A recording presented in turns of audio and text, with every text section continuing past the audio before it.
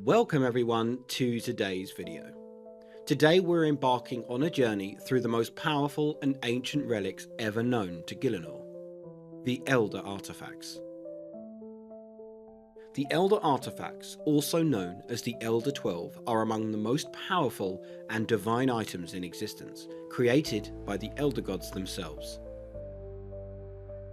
These artifacts serve as conduits for the Elder Gods' immense power, allowing them to shape and perfect their creations down to the finest detail. Most of the artifacts were crafted by Jaz, the most powerful of the Elder Gods. She used the Stone of Jaz as the source of their creation. These artifacts are so potent that simply spending time in proximity to one can grant godhood. Each and every artifact has its unique function, though these intended purposes have often been subverted or reimagined by other powerful beings throughout history. Some of these artifacts are even classified as elder weapons or god slayers' tools of immense destruction, with the Staff of Armadyl being one of the most renowned. Jaz never anticipated that these artifacts would fall into the hands of others, believing that only the Dragonkin existed to guard them, as they were all tied to the Stone of Jaz. Because of this, the side effects such as leaking divine energy may not have been considered a risk. As quoted by the legendary mod Stu on the PrideSlayerRS Podcast, these artifacts are thought of as tools, similar to picking up a brush when finger painting only gets you so far. The catalyst has many names, most commonly known as the Stone of Jaz, and also named the Fist of Guthix, the Eye of Saradomin, and the Cabbage of 1,000 Truths. This artifact is one of the universe's oldest and most powerful creations, predating even the First Age. It was created by Jaz, the Elder Goddess of Time, from her very own egg, meaning she had to sacrifice her very own lineage to create this artifact. The stone played a vital role in the shaping of Gielinor and numerous other worlds, and was used to create many of the other Elder artifacts. The Dragonkin, enslaved by Jaz, were tasked with guarding the stone. Over time, they became stronger and more enraged the more the stone was used, making it one of the riskiest artifacts for anybody to wield. Despite its dangers, the stone has passed through the hands of many powerful individuals, including Guthix, Zamorak, and Saradomin, each of whom used its immense power for their own purposes. During the God Wars, the Stone of Jaz was a key object of desire, with gods fighting not only for territory and power, but also for control of the ancient artifacts residing in Gielinor. Saradomin possessed the Stone of Jaz for much of the war, and even used it to heal his Icene commander, Ziliana, who had been mortally wounded in combat by Krill. However, the stone would not remain in his possession indefinitely. After 4,000 years of conflict, Zamorak managed to take the stone from Saradomin and used its power in a desperate bid to save himself, tearing apart the entire continent of Forinthry and leaving it as the desolate wasteland now known as the Wilderness.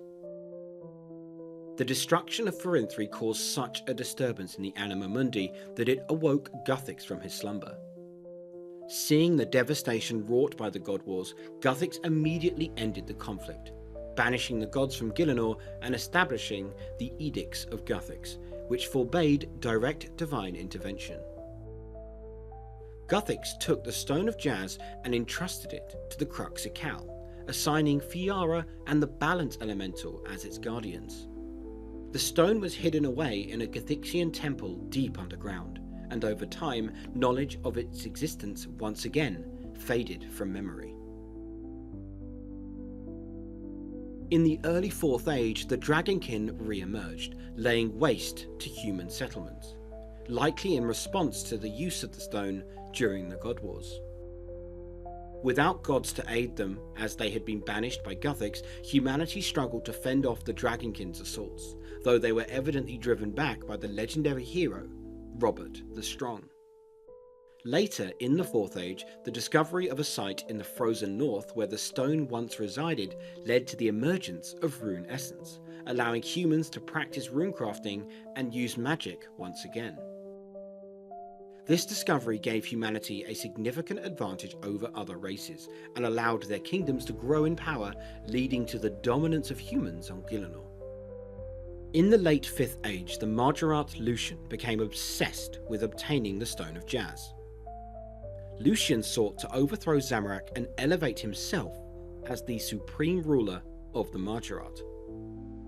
After obtaining the Staff of Armadyl, Lucian's quest for the stone intensified. He enlisted Movario, a skilled treasure hunter, to locate the artifact. Movario's search eventually led to the ancient Guthix temple, where an adventurer unknowingly found the stone and released the balance elemental. Lucian seized the stone from the temple, gaining immense power. His possession of both the stone and the Staff of Armadyl made him nearly invincible, and he summoned demons to eliminate those who dared oppose him. His ultimate goal was to use the Margarat ritual of rejuvenation to increase his power even further. However, his dominance was short-lived.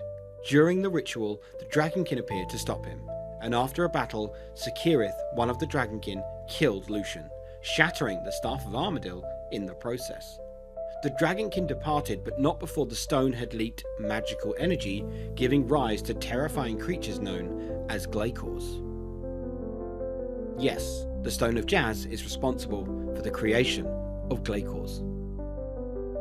Even in the Stone of Jazz's destruction during Sliske's endgame, when Kerapak obliterated the stone, its legacy remains imprinted on the history of Gielinor. The Dragonkin were freed from their curse, and the remaining fragments of the stone continue to be safeguarded by the World Guardian. The Siphon, more commonly known as the Staff of Armadyl. It is named after its most famous wielder, Armadyl, the god of justice. The staff is a god slayer, one of the few weapons capable of killing younger gods and transferring a portion of their power to its wielder. Beyond its lethal nature, the staff grants its owner the ability to understand and manipulate the relationships between the natural forces of the world. The Staff of Armadyl has played a pivotal role in the history of Gielinor, featuring prominently in several quests and events. From the Temple of Ikov to Sliske's endgame, it has been wielded by some of the most influential figures, including Zamorak, Lucian, Sliske, and Kerapak. The orb at the top of this staff, shaped like Armadyl's symbol, was added by Armadyl himself. The Staff of Armadyl was created alongside the other Elder Artefacts by the Elder Gods, who used it to craft worlds. While its precise function in the Elder Gods' creation process is unknown, the staff was left behind on Gielinor after the Elder Gods abandoned their work. Guthix, after discovering Gielinor and its artifacts, hid the staff along with others out of fear of their power. In the Second Age, the staff fell into the hands of Armadyl, who later added the iconic orb to the weapon. Armadyl's possession of the staff is said to have contributed to his ascension to godhood, though the exact nature of his rise remains shrouded in mystery. The staff was eventually hidden away in the Temple of Ikov, where it remained for many, many years. Near the end of the Second Age, the staff came into the possession of Zamorak, who was plotting a rebellion against his master, Zaros. With the Staff of Armadyl in his hands, Zamorak launched his attack on Zaros, plunging the Godslayer straight through him. Although this did not immediately kill Zaros, it weakened him enough for Zamorak to prevail. During the battle, both Zaros and Zamorak were impaled on the staff, transferring a portion of Zaros' power to Zamorak, allowing him to ascend to godhood. Following the betrayal of Zaros, the God Wars soon followed, with the artifacts, including the staff, at the centre of the conflict. During the Fifth Age, the Margarat Lucian sought to follow in Zamorak's footsteps and attain godhood. After failing to retrieve the staff from the Temple of Ikov himself, Lucian manipulated an adventurer into obtaining it for him. Whether the adventurer sided with Lucian or the Guardians of Armadyl did not matter in the end, as Lucian would later acquire the staff through his treasure hunter, Mavario. Lucian's possession of both the Staff of Armadyl and the Stone of Jazz brought him closer to godhood than any other Martyrat. His power grew immensely. But we both know exactly how this turns out, as we've just discussed this while talking about the Stone of Jazz, so we'll move on to the next segment.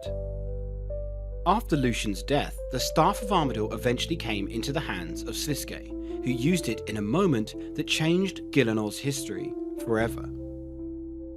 During the World Wakes, Sliske used the staff to deliver the fatal blow to Guthix, ending his life and lifting the edicts of Guthix, which had kept the gods from directly intervening in Gielinor's affairs.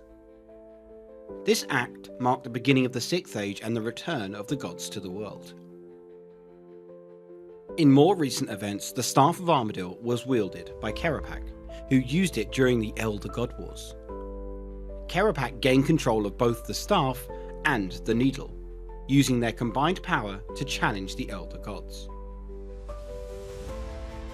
In a final confrontation, Kerapak and Jazz were dragged into the Shadow Realm, taking the Staff of Armadyl with them.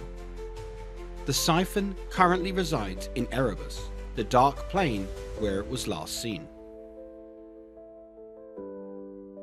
The Blade, also known as Guthix's Sword, is one of the 12 Elder Artefacts created by the Elder Gods to shape their creations with precision. The Blade played a pivotal role in the history of both Guthix and Gielinor, being the artifact that turned Guthix into a god and enabled him to discover Gielinor along with many other realms and dimensions. The Blade was first seen wielded by the god Skargaroth, who used it during the Naragi God Wars. After a confrontation with the boar-like goddess Tuska, Skargaroth was gored and forced to drop the sword near the shelter where Argi, Guthix's daughter, was hiding. In his rage over Argi's death, Guthix seized the sword, blinded Tuska in one eye, and used the blade to impale Skargaroth, killing him. In doing so, Guthix unintentionally absorbed Skargaroth's powers and memories, ascending him to godhood. Now a god, Guthix discovered that the blade had the ability to cut open gateways between dimensions with mere swings. He used it to travel through various realms, eventually finding Gielinor and many other worlds.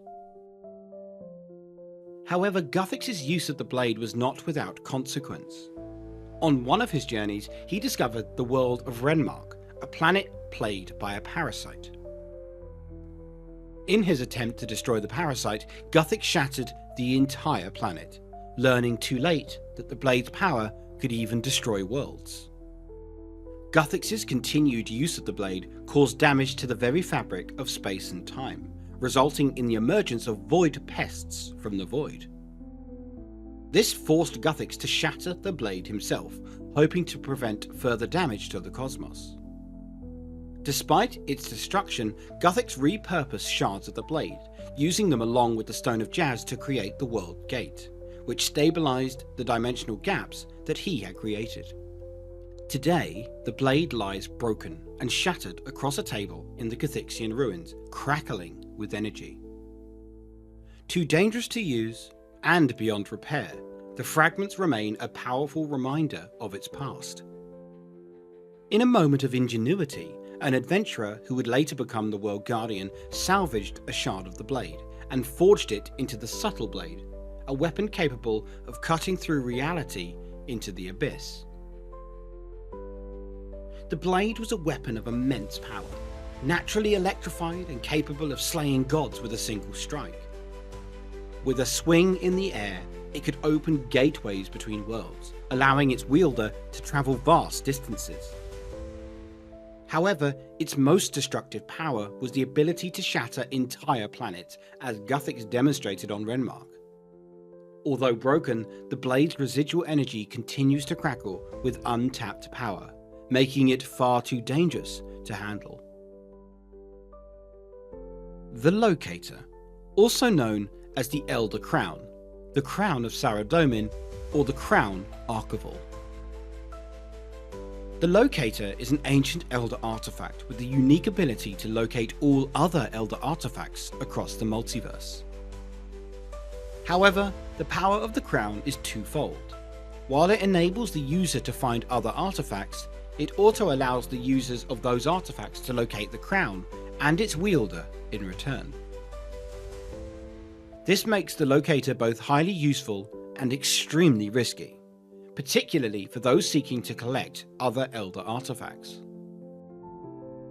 The Elder Gods discarded the Crown early on, deeming it unnecessary once they had finished their work of creation.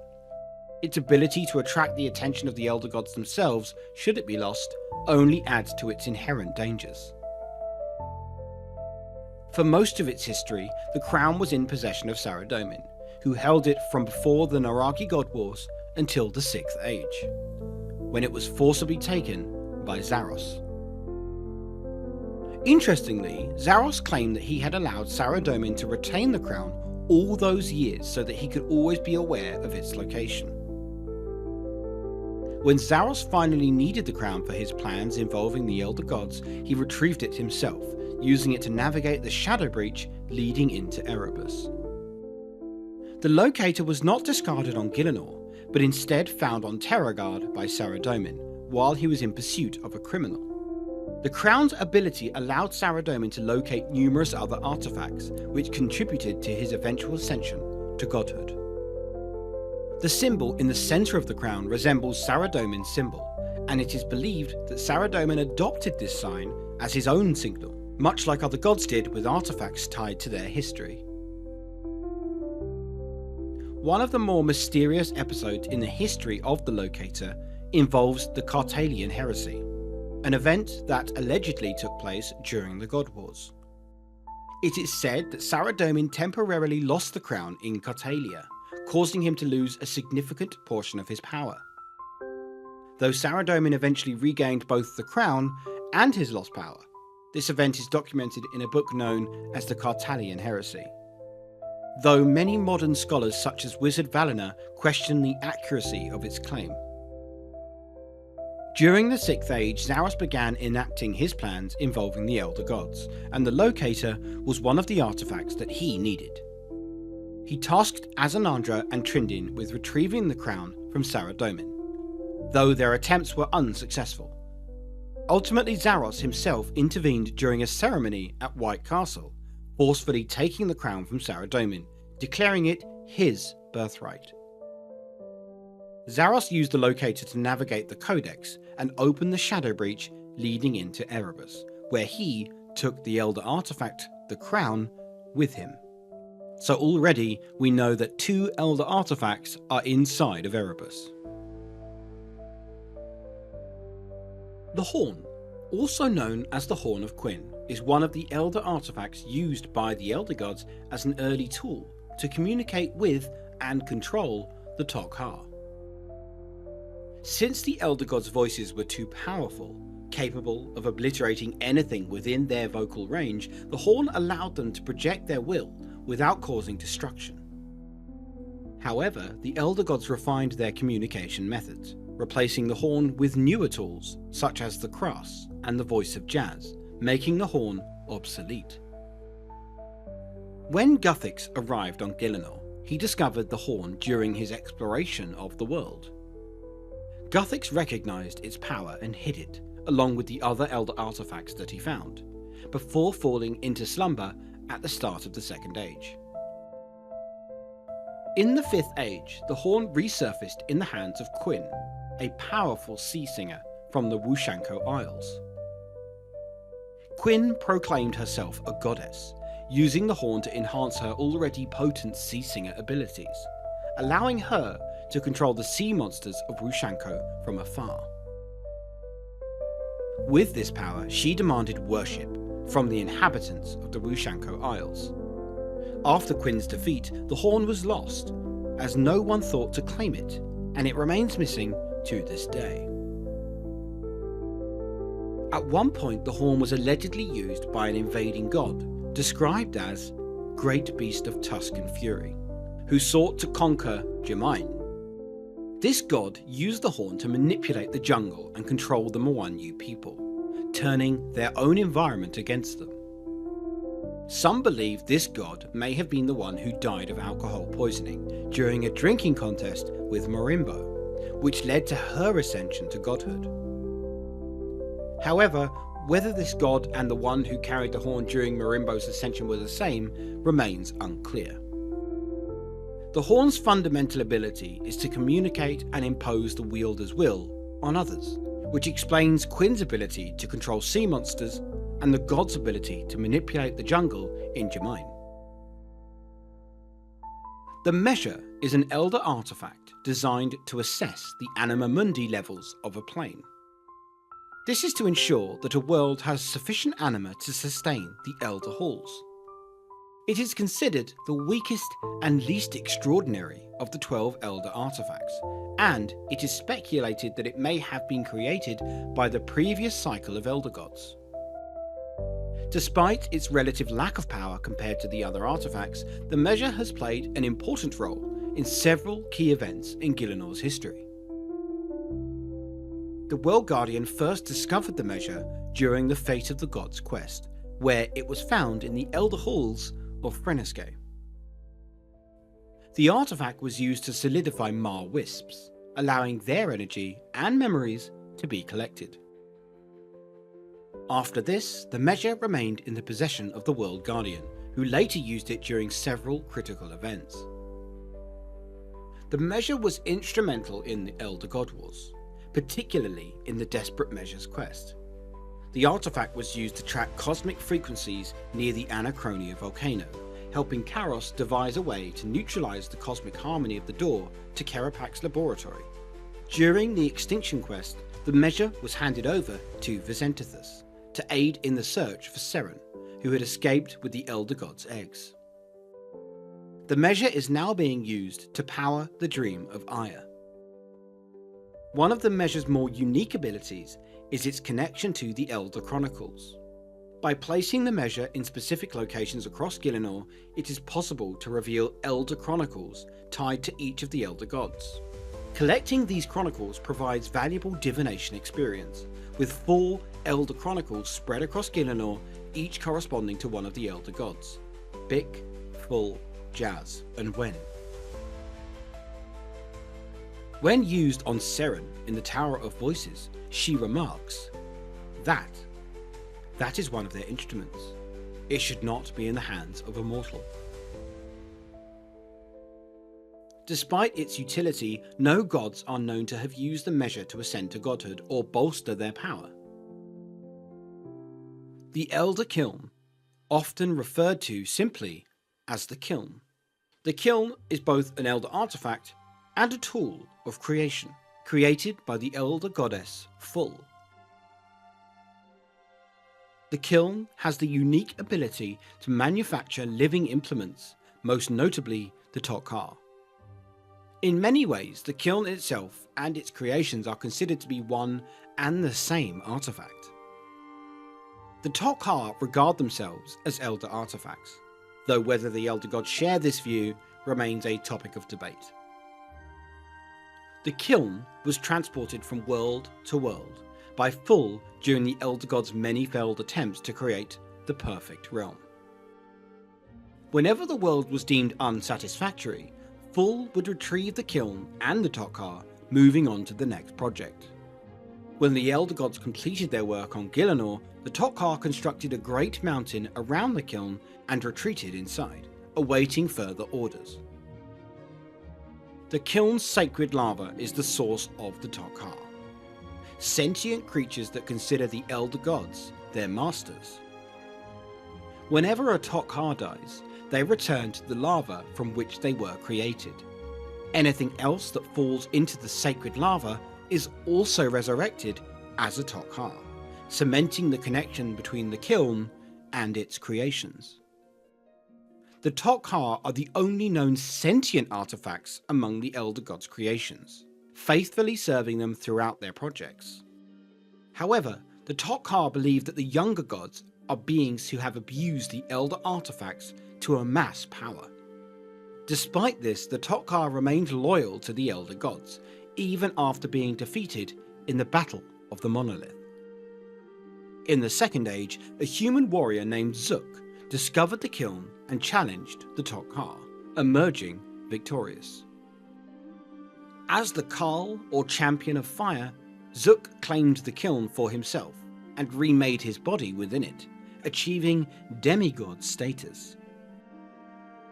Despite his connection to the kiln, Zook retained his individuality, something the Tok'ra had lacked. Full appeared to tolerate Zook's claim, allowing him to wield the kiln's power. During the Third Age, Zook fought in the God Wars, leading a force of lava creatures in the Feldip Hills.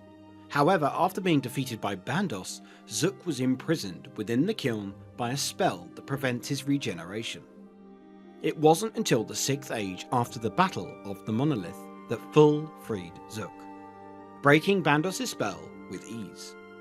Following their failure at the Battle of the Monolith, Full ordered the Tok'ra to return to the kiln, where she reforged them into the Tzedakar, warriors reborn with a singular purpose. The Tzedakar fought for Full during the Elder God Wars, after which they retreated back into the kiln alongside Zook, awaiting new instructions from their creators. The Mirror, also known as the Elder Mirror, is a powerful Elder artifact with the ability to create copies of anything. Originally used by the Elder Gods for large-scale creation, the Mirror is currently in the possession of Kerapak. However, its exact whereabouts are unknown, as it may have been taken into Erebus when Kerapak was dragged into the Shadow Breach. The Mirror's duplicative power makes it a formidable tool and a weapon.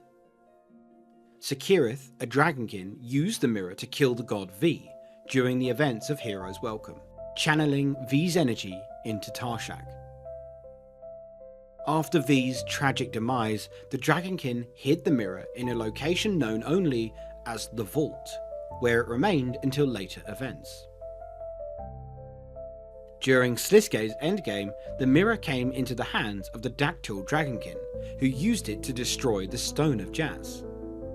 Kerapak channeled the Heart's Anima into the Mirror, overloading the Stone of Jazz and leading to a conflict between Sliske, Seren, Zaros, and the World Guardian. Following these events, the Mirror stayed with Kerapak, and it is assumed that he carried it with him when he was sent to Sentistan by Jazz. Despite the Mirror's immense power, Moya questioned why Kerapak didn't utilize it during the Elder God Wars, leaving its exact role and fate uncertain as Kerapak was dragged into Erebus. It is suggested in Desperate Times that Kerapak arranged for Sekirith to gain access to the vault to take the Mirror, hoping to gain insight from Sekirith's plan to kill V. The Mirror's current location remains unknown, as it was not seen in use during Kerapak's later actions. The Needle is an Elder artifact with the unique ability to manipulate time itself. It can unravel timelines, creating threads of time from the concentrated anima of a reset timeline. These threads are then woven back into the tapestry of existence, allowing the world's anima to gradually restore and improve itself with each cycle. This artifact is so powerful that it can rewind or even pause time, though it comes with dire consequences for the user if its limits are pushed. Guthix described the Needle as broken in one of his hidden memories, warning that it poses a major threat to the universe and even existence itself. However, during the Desperate Times quest, the Needle fell into the hands of Kerapak, who wielded its power in his own schemes. Eventually, the Needle was shattered by Kerapak while pulling Jazz into Erebus, though its destruction has yet to show any immediate consequences. According to Saradomin, the Needle can unravel time and create threads from the anima of the reset timeline. These threads of time can be woven back into the fabric of existence, allowing the world's fate to grow and improve. The threads also have the power to remove corrupting influences, such as those caused by undead monsters, from the world permanently. Despite its power, the needle has strict limitations. It can only rewind time up to 30 days without consequences. Rewinding time further permanently bonds the user to the artifact, causing physical transformation and the loss of all prior memories. The needle also has the ability to pause time indefinitely, activated by the phrase Wenla. The needle was originally created by the Elder Gods to shape their creations, but it was eventually discarded on Gielinor and lay unnoticed for centuries due to its mundane appearance. It remained hidden until Guthix discovered it, and it played a central role in the quest The Needle Skips, where it was used to reverse time by 30 days in an effort to prevent a death. In desperate times, the needle became the focus of Karapak's plan to cut off the energy supply of the Elder Gods. After seizing control of the needle's power, Karapak wielded it to dangerous effect, culminating in the artifact's use in Extinction, where Karapak shattered the needle while pulling Jazz into Erebus with the help of a Shadow Leviathan. As of now, the consequences of the needle's destruction remain uncertain. However, Guthix's warning suggests that the future could hold dire ramifications for the universe. The Codex, often referred to as the Mysterious Monolith, is an Elder artifact with unbelievable power. Its primary purpose was to contain the Shadow Breach, a rift leaking shadow anima, a substance toxic to the Elder Gods, into Gielinor. However, the Codex is also a repository of knowledge and power, acting as a source of shadow anima that has influenced several key events throughout the ages. The Codex was first mentioned by Jazz during Sliske's endgame, but its influence reaches back to before the First Age. It remains at the Varrock dig site, where it was rediscovered by the Archaeology Guild in the 6th Age. The World Guardian now uses the Codex to access and modify relic powers and tap into its vast reservoir of shadow anima. The Codex is the original source of shadow anima, the antithesis of regular anima. One of the earliest known instances of its power occurred when the dinosaur Raksha stumbled upon the artifact. Raksha was absorbed into the Codex, emerging back out as a shadow colossus imbued with immense power. This event marked the Codex's first recorded influence on the world, though it would not be the last. In the Second Age, Zaros claimed the Codex and took it to Sentistan, where he studied it in secret within the Shadow Realm. Zaros was able to harness its power, experimenting with its capabilities. Later, Guthix used the Codex to source shadow anima to craft the enchantment that would be placed into a mortal soul, creating the World Guardian. The Codex lay dormant for much of the 4th and 5th Ages. Its power was largely unrecognised. It wasn't until the 6th Age, when Guild Master Tony and the Archaeology Guild rediscovered it, that the Codex was once again brought into the light. After its rediscovery, Zaros raised the Codex back to its active state, beginning a chain of events that would culminate in the Battle of the Monolith.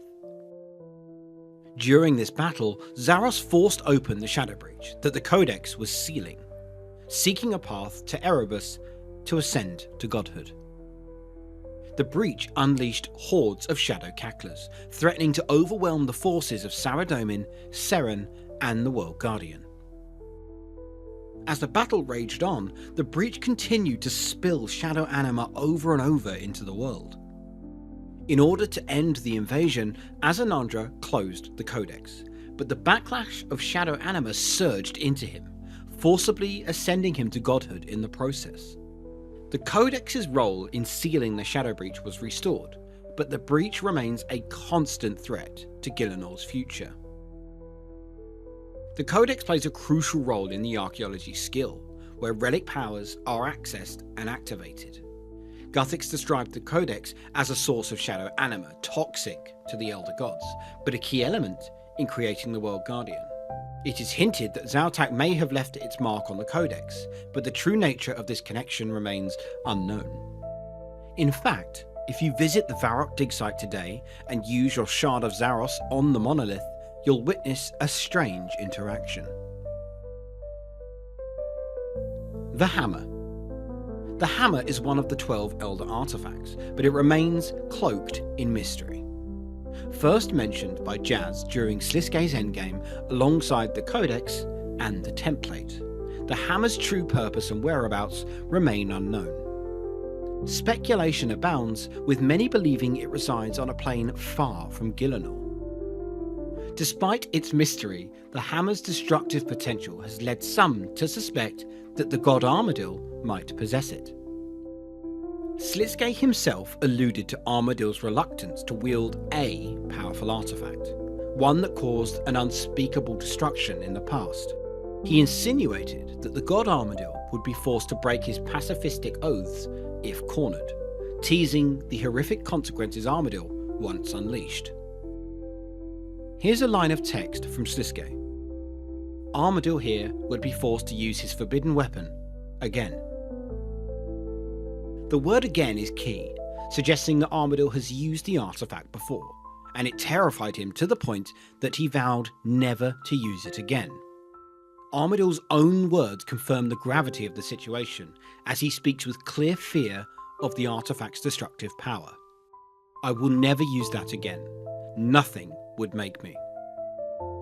This reluctant hints at the hammer's catastrophic potential. The mere thought of wielding it again terrifies Armadyl, suggesting it may cause a level of destruction so immense that even a god would dread the consequences. Armadyl cryptically adds, "The other artifact I do not willingly talk about." With the weight of his words and the emphasis on its forbidden nature, many believe that it is the hammer that Armadyl once used in his rise to godhood. Though unconfirmed, the sheer terror he associates with it hints at the overwhelming power it holds, enough to frighten even a god into permanent avoidance.